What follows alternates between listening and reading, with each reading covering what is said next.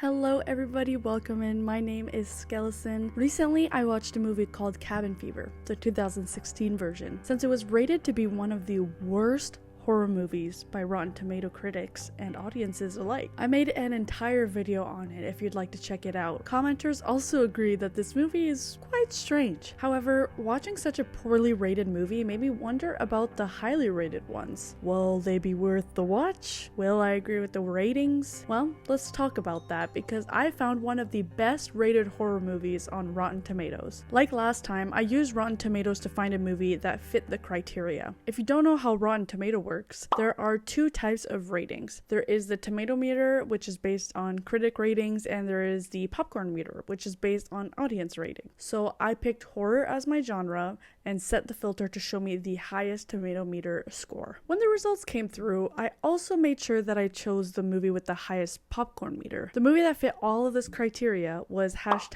Chad Gets the Axe. This movie had a tomato meter score of 100% and a popcorn meter score of 96%, which sets some very high standards. I think it is very important to note, however, that the tomato meter score is only based off of 7 critics, but the popcorn meter score has over 250 ratings, so I'm honestly not too sure what to make of all that. On Rotten Tomato, there's a certified fresh category, and within this category, not only do the movies have a high tomato meter score, but they are based on a lot of ratings. For example, the movie Companion is a certified fresh horror film with a 94% tomato meter score based on 200 critic scores. The audience felt the same, giving the movie an 89% popcorn meter score based on over 1,000 ratings. So this movie might technically be the highest rated horror movie since there are more ratings, but since Chad Gets the Axe actually had higher numbers, I ended up going for this one instead. If you'd like me to cover Companion in a future video,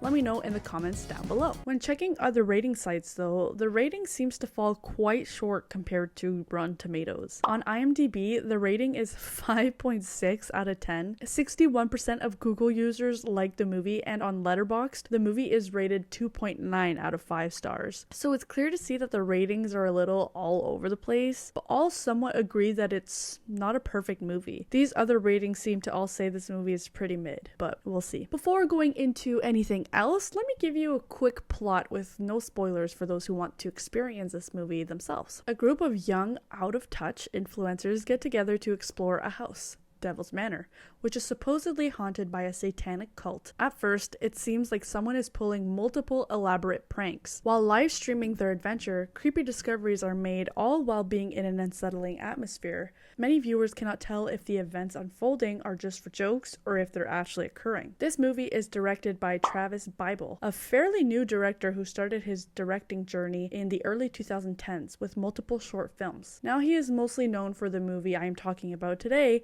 as well as the short movie titled Exit Strategy, which came out in 2019. Chad Gets the Axe started as a short film which came out in 2019, but was made into an entire full-fledged movie in 2022. It is considered to be a horror comedy due to the silly, immature nature of these influencers. However, there are still loads of scares in this film, which adds to its mysteries. If you aren't typically a fan of very scary movies, then this one is for you. Even though the content is not lighthearted, the movie still did not make me feel scared. I feel like this is a great movie to watch with friends or family on a movie night. There's a lot to laugh about while also keeping a darker tone. Now, let's go through the entire movie. If you'd like to watch the film for yourself, then stop now and come back later since this next part has loads of spoilers. So, these influencers are Spencer, Jennifer, Chad, and Steve.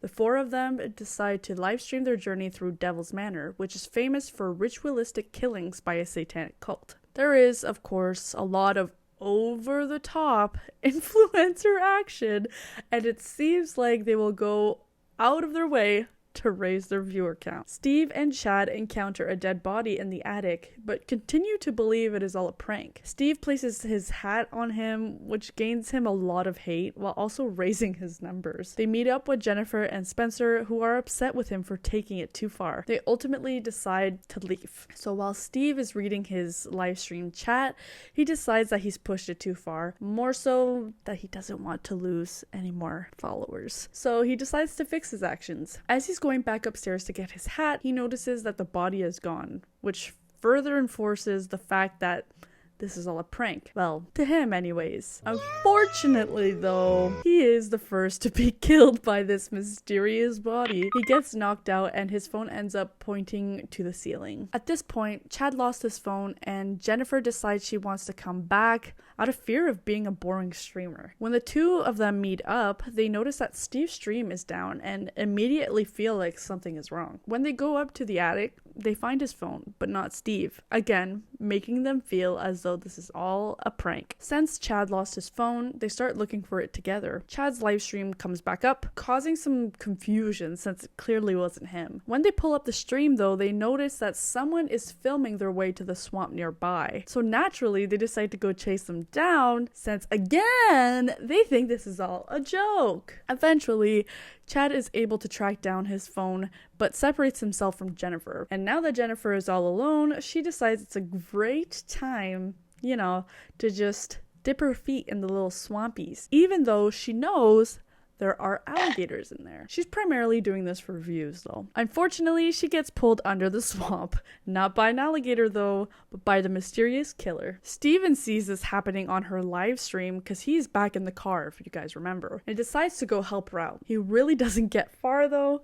because he immediately gets axed as soon as he leaves the car. Once Chad gets back and notices Jennifer is missing, he starts to get a bad feeling, but he immediately gets a text from Steve's phone saying, "It's all a prank, dude," and directs him back to the TV room back in the manor. As viewers, we know that he's dead, and it's obviously the killer doing all of this, but Chad is clueless and chooses to believe that. He heads back to the manor, la-di-da, just to get attacked and slashed in the arm. He tries to run away and find a way out, even tried getting a ride through a ride app like Uber. All of it fails him. He tries calling 911, and since he is known to do pranks, the operator gets upset with him and tells him that there are real emergencies that they need to attend to. Rough. He even calls his cousin, who doesn't even believe him either. He tries to tell his chat to call 911 for him, but many of them still believe that this is all a hoax. Or worse, they truly don't care and they want him to die. He ends up hitchhiking with viewers who are watching his stream, who were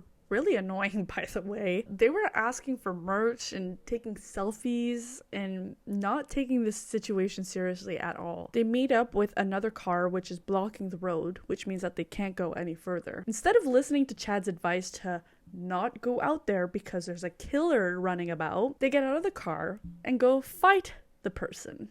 Of course, they end up dying too. Chad heads back to the house since he believes that Jennifer is still alive since he hasn't seen her, and since he doesn't have any way out, he feels like this is truly the only thing he can do. Which, by the way, he is still streaming and has great numbers, which keep rising as time passes, which apparently really matters to him. Now in the basement, Jennifer is all tied up and Chad tries to free her. At this point though, that he learns that there is not just one killer, but instead there is a cult-sized group of killers all around him trying to kill him. Of course, he can't escape them. They're literally all around him, and he ends up getting axed in the back and killed, which, by the way, made chat go crazy, and not in the way that I expected. They were all really ecstatic about this and started commenting #ChatGetsTheAxe, which is where the title of the film comes from. At this point, his numbers are dropping really fast, like super significantly. And I'm not sure if the chat still thought it was a prank or